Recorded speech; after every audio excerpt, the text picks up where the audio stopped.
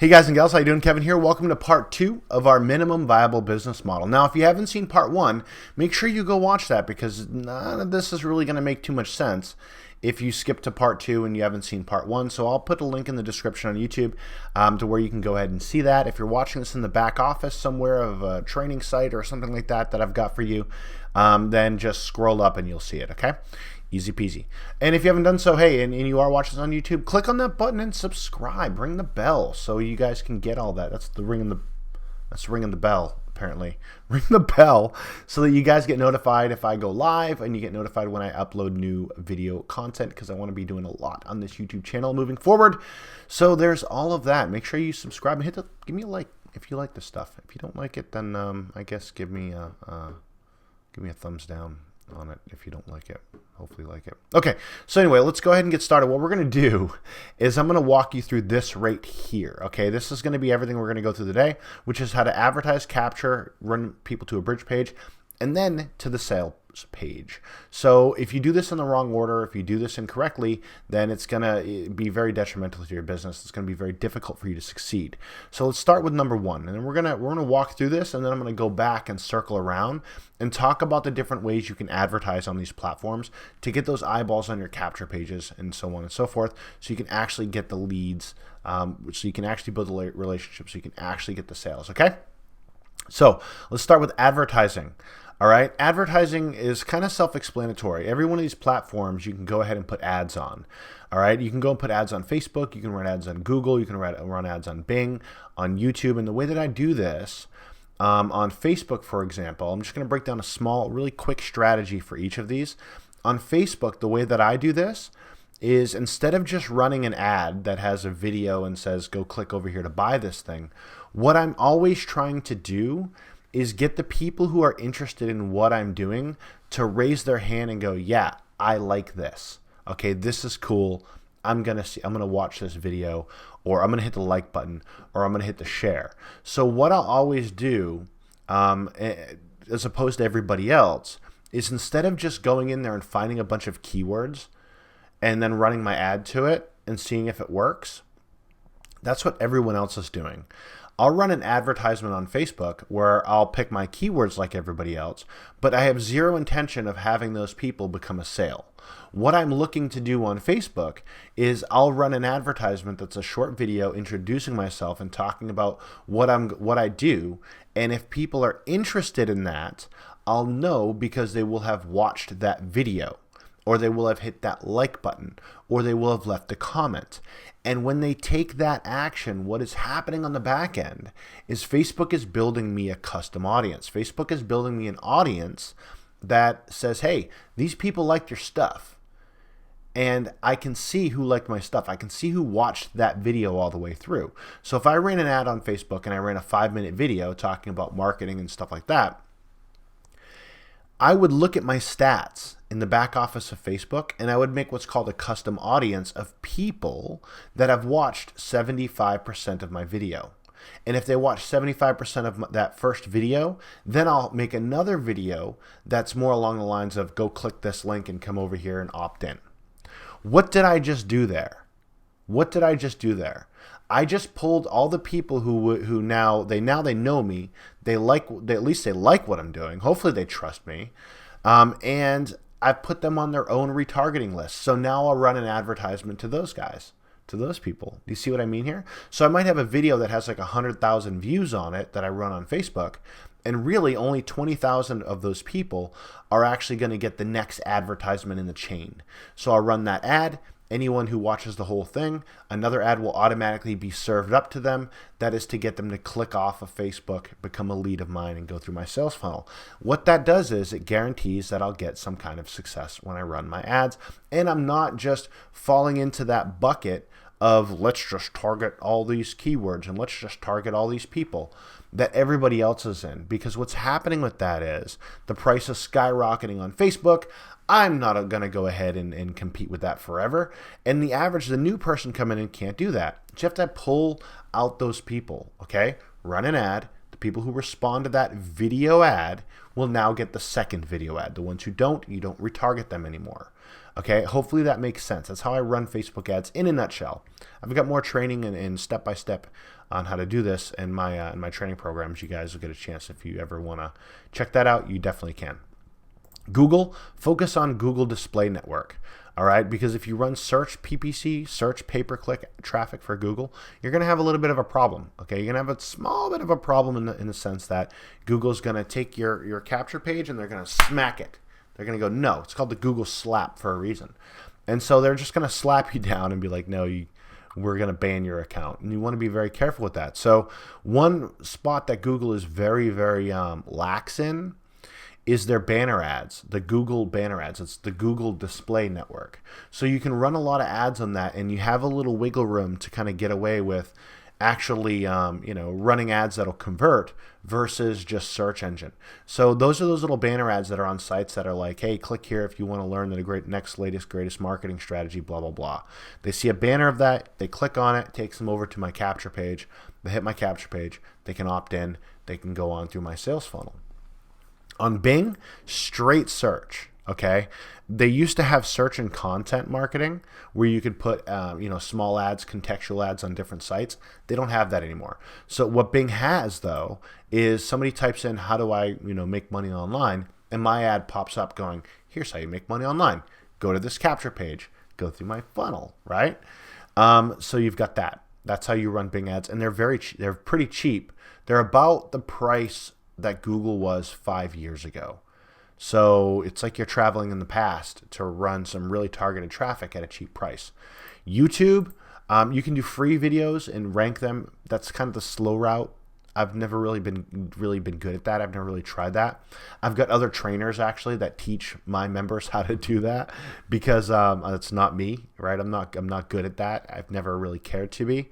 And the reason why I'm not so great at the SEO stuff and all that stuff is because I'd rather just pay for the ad. Like you probably got to my channel, you probably got to one of my videos because you saw a video in the sidebar that I actually paid to be there. It said a little ad on it, and then you saw the thumbnail, you saw the description, you're like, oh, what's this all about? And you clicked on it, and here you started coming down the minimum viable business model. That's how I get people to see my videos.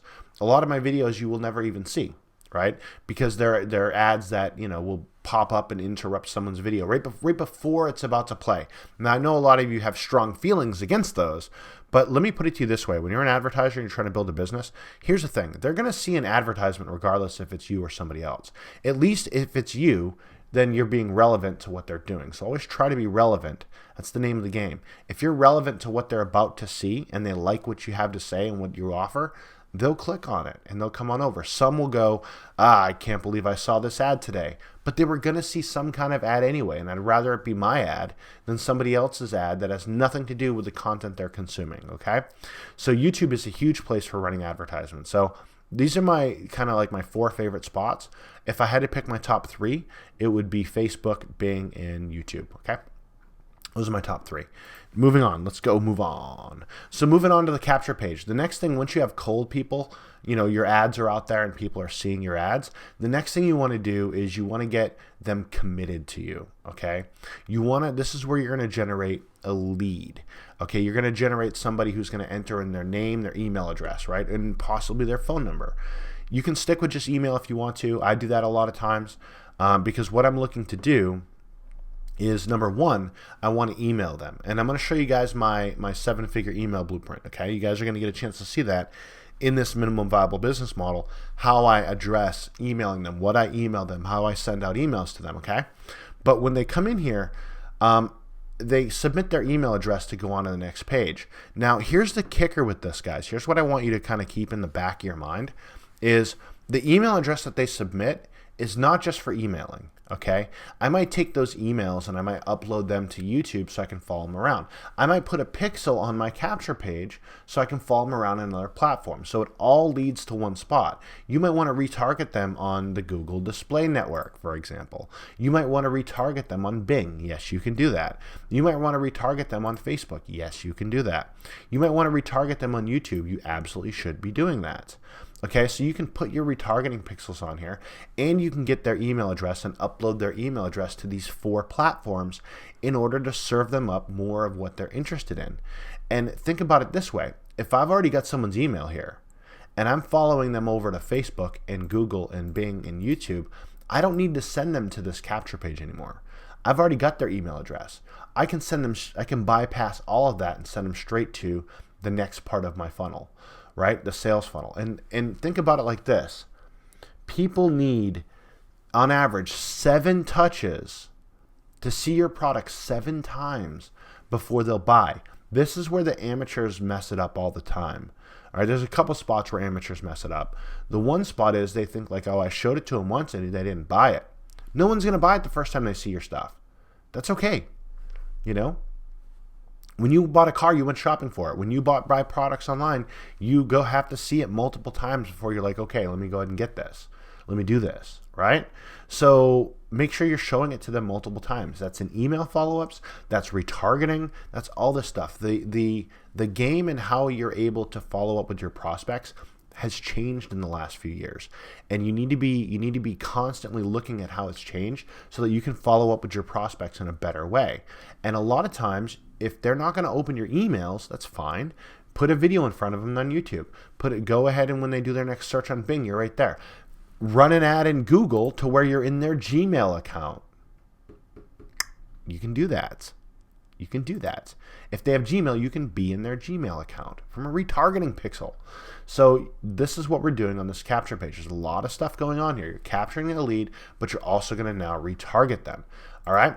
Now, when they hit the bridge page here, this is a bridge page, and you should really be doing this. Okay. This page right here is going to be pretty much the difference between doing okay or maybe succeeding to doing phenomenal in your businesses. This page right here.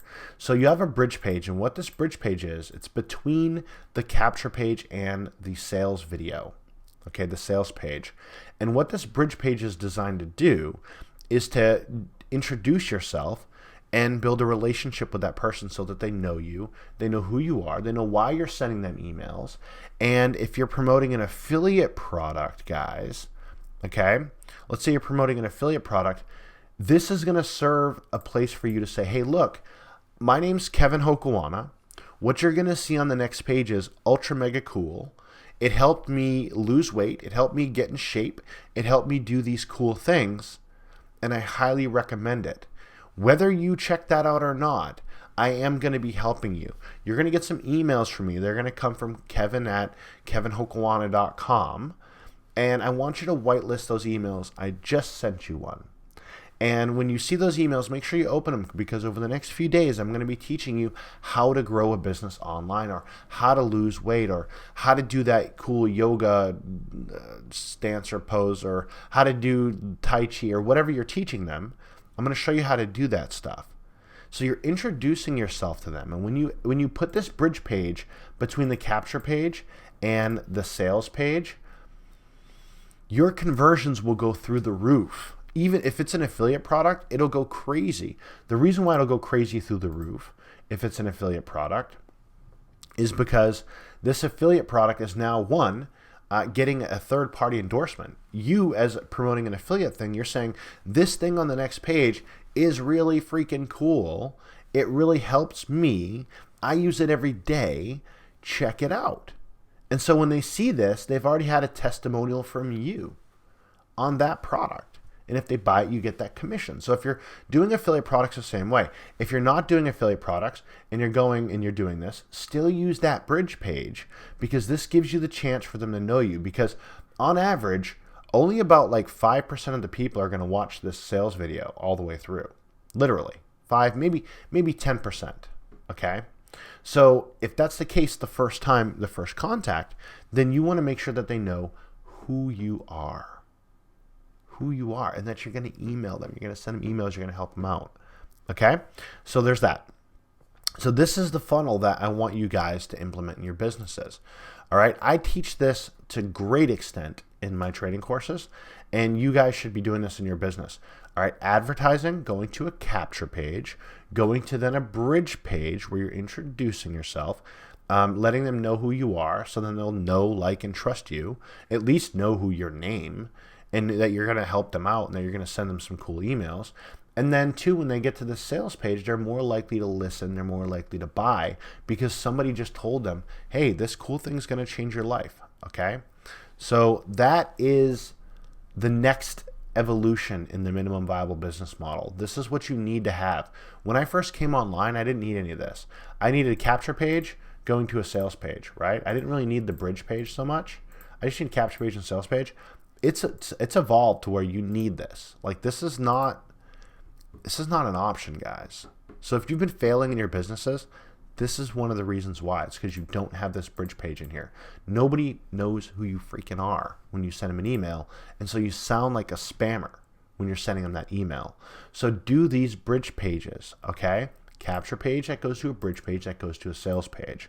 Now, we've been on this video for what, maybe 14, 15 minutes. So what we're going to do is we're going to pick this up in part 3 of our minimum viable business model. And what we're going to get into next is this right here. We're going to get into the follow-up sequence that I use that's generated me 7 figures in multiple companies. Okay, this is the follow-up sequence that you're going to want to use to build your business. If you're not using that follow-up sequence, then you're going to have some problems. You're going to have some issues, okay?